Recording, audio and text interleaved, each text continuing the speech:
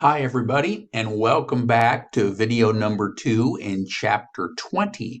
When we left off, we were looking at the production budget and the fact that it's based on unit sales projected in the sales budget, along with, of course, inventory considerations. So here is our budgeted selling units, and the period budgeted sales, this is the next period's budgeted sales because we're looking ahead as to what we need to do to support, if we're in October, to support November's needs. So you can see that that number comes down here and this number comes down here. And this, in theory, would be from January. And we want to have a ratio of inventory to future sales of about 90%. So our desired ending inventory is going to be 720 here for October. In November, we want that to be our beginning inventory. And the same thing would be true for December. If you can see that through my picture there, we have this 1260 as our desired ending inventory level of 1260. And so that means if my total requirement is 720, how did we get that? We said we need to make this $1,000, 1,000 units plus the 720. That's how much I need, but I already have 1,010 in beginning inventory, so I need to make 710. And then in November, I need to make 1,340 and 950 in December. Okay, you can see that that varies quite a little bit in volume, and that throws the manufacturing team a little bit of a wrinkle because I need to make almost twice as many sticks in November as I do in October. So they may make the decision to juggle inventory a little bit so that they make a little bit more in October and a little bit less in November to smooth that out so that you're not hiring and firing and up and down and up and down. So some practical planning necessary in this. But we'll go with these calculations for this particular exercise. So here's the total required units over here. And then here's the units we need to produce. Now, we're computing the materials that we need to purchase. Now, we're going to do a direct materials budget here. And that, of course, is going to be based again on the production budget. So how many units do we need to produce? Well, the units to produce is going to be, our cost for that is going to be the units to produce plus the materials cost per unit, plus whatever desired ending inventory of materials that we want, less what we've already have on hand. So same approach as the production budget, but in this case, we're doing direct materials. So we get these units to produce from the production budget. Boom, boom, boom. And then the materials requires, it's a half a pound of material per unit. Okay, so that means that the materials we need in pounds is going to be 355 pounds, 670, etc. And then our desired ending inventory is going to be 50% of the next month's materials needed for production. So that's where that 335 came from, 237, and in theory that came from January. So the total materials required in pounds then is going to be the 355 plus the 335, or 690. That's how much I need. But I already have 178. So I only need to purchase another 512. And because my material cost per pound is 20 bucks, I need to know how many pounds I need, which is 512. So I'm going to take that 512 times $20, and that's going to give me my costed direct material purchases. Direct labor budget, very similar in a way, easier. Our cost of direct labor, we need to know how many units, we need to know how many direct labor hours per unit, and then we need to know how much it costs for our labor per hour. So this one's, I think, a little bit easier. Again, we need to know how many we produce. You can see why I'm always so big on having a good sales budget, because that dictates the production budget, which dictates all these other budgets. And so then we're going to use 15 minutes, a quarter of an hour per unit. And so that means I need 177.5 labor hours to produce this 710 units. And we don't really have an inventory per se, because we brought this 710 in from the production budget. And so we now take the direct labor cost per hour, $12, and cost it out as it does here. So if I go back to the production budget for just a second, you'll see that that's the units necessary to produce is what we're using here in that labor budget here. So now, labor budget here, get it? Now we'll do the overhead budget. And here our factory overhead is going to be based on the direct labor hours. So here they all are. And the variable overhead rate per direct labor hour is $10.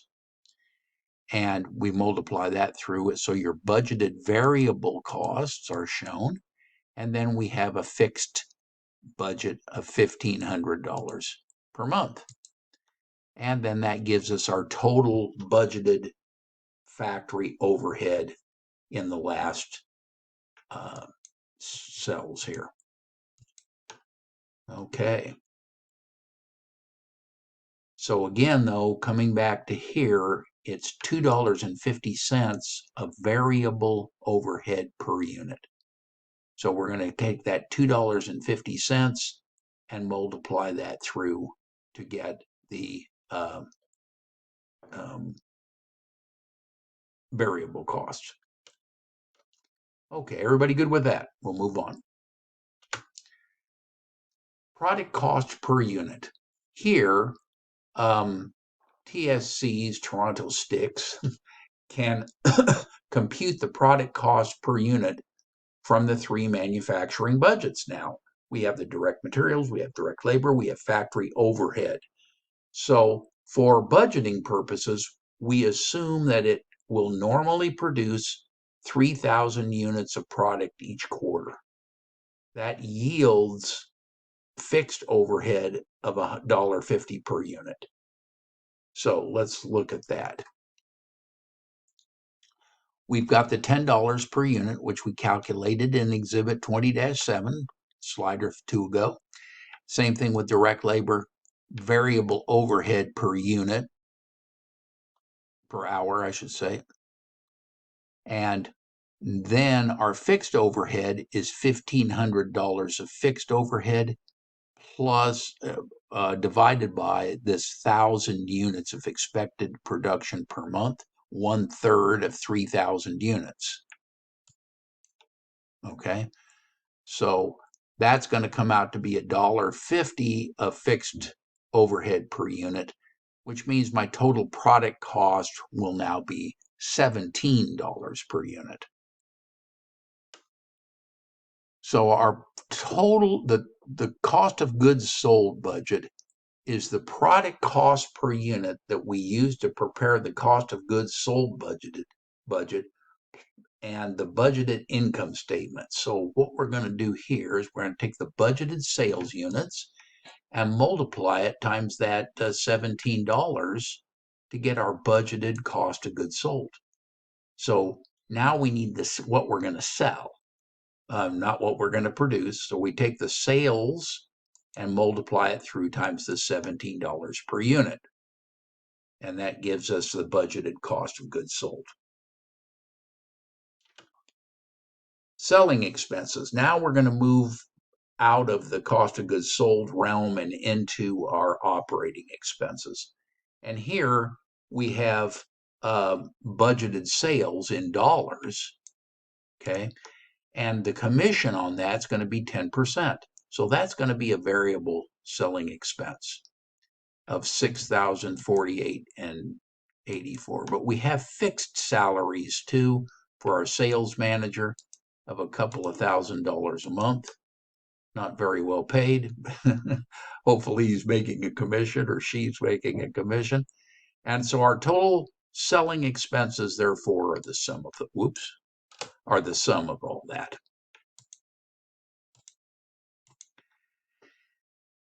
And we're paying these commissions at 10% as it's shown, and the monthly salary is a fixed cost. G&A budget is maybe one of the easier budgets to prepare because most of that's fixed in the real world. Here we have G&A salaries of $54,000 per year. So I divide through by 12 to come up with $4,500 per month. And so that's everything that they're including in this particular budget. In the real world, we'd have some machines and some depreciation and a few other things, but this is a nice, easy one for us. So now we're going to try to put all this together and form a cash budget for a manufacturing company. So this is a little bit tricky. Here we have to incorporate the capital expenditures budget. And that normally represents quite a little bit of cash out to pay for that. Okay, so our capital expense budget then is going to report our expected cash receipts or expenditures. In this case, it's showing that we're going to spend $25,000 in December for the purchase of some plant assets. Now, they might call this a financing budget, but cash budget here, which shows the budgeted cash receipts and cash payments during the budget period. So cash receipts, cash payments, the same. I call it cash in, cash out. Some people call it cash disbursements, but I think cash in and cash out is the easiest way to think of it. So our general formula, I wish it was this easy. We'll start with beginning cash balance. We add our receipts to that, subtract out our payments, and that's going to be our cash balance. Now, we may have to repay some of our loans. So the degree to which that cash budget exceeds what I need, I can repay loans. If it's less than what I need, I have to increase my loans. So at the end of the day, you need to incorporate that into your cash budget to come up with your ending cash balance. And oftentimes, we want to keep a safety stock of cash. Things happen. I always keep a credit card with a big limit on it, and I'm the only one I let keep that. And every now and then I get a call at night, something broke in the plant and the vendor wants to get paid immediately. And so then I can do that on that credit card. But generally speaking, we do want to keep a little bit of a cash cushion, if you will, at the end of each period to accommodate those unforeseen problems. Okay, that looks like a good place for us to stop this particular video. And when we return, we'll take a look at budgeting for cash receipts from sales. Until then, bye for now.